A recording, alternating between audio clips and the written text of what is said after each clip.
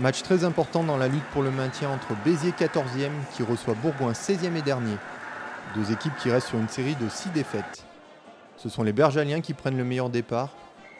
Après une faute au sol du 3e ligne biterrois Ramoneda, l'occasion est donnée à l'ouvreur Silago d'ouvrir le score pour Bourgoin. Il réussit sa première pénalité. Bourgoin mène à Béziers 3-0. Une avance de courte durée. Munro remet les deux équipes à égalité sur pénalité, 3 partout. Dans la même position, l'ouvreur biterrois manquera ensuite l'occasion de doubler la mise. Mais Béziers prend la mesure de Bourgoin. Le CSBJ est contraint de se mettre à la faute sur un ballon porté biterrois. L'action ne donne rien, le ballon terminant sa course en touche. Mais M. Carillo, l'arbitre de la rencontre, revient à la faute. Il convoque les deux capitaines, Batti pour Béziers, Léandre Cotte pour Bourgoin, ainsi que le 3e ligne bergalien, Recordier. Il sanctionne Recordier d'un carton jaune pour faute répétée.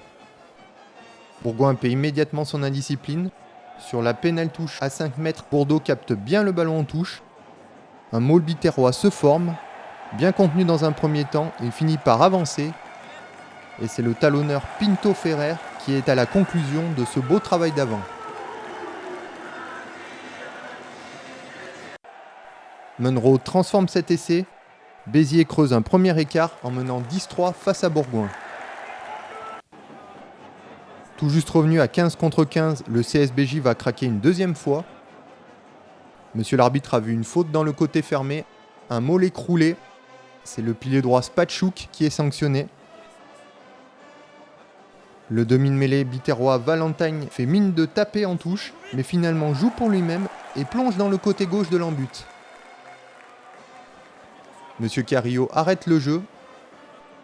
Après discussion avec l'arbitre de touche et le juge d'en-but, il valide cet essai. À la mi-temps, Béziers est en tête, 17-9. Le score passe à 20-12 en début de seconde période. Les biterrois tentent d'accroître leur avance. Le ballon arrive dans les mains de Munro qui trouve un intervalle et passe pour Ramoneda. L'action se poursuit côté droit où Letua sert son ailier Twizni qui entre dans les 22 mètres et décale Sébastien Max. Après un crochet intérieur sur l'arrière Nicolas, le centre inscrit le 3e essai de Béziers. Les Héroltais mènent 25-12 et tiennent un point de bonus offensif. Munro passe la transformation. 27-12 pour la SBH. Les Bergaliens subissent en mêlée. Après une première pénalité, Béziers redemande une mêlée. Le pack bergalien est au supplice. Il se met une nouvelle fois à la faute.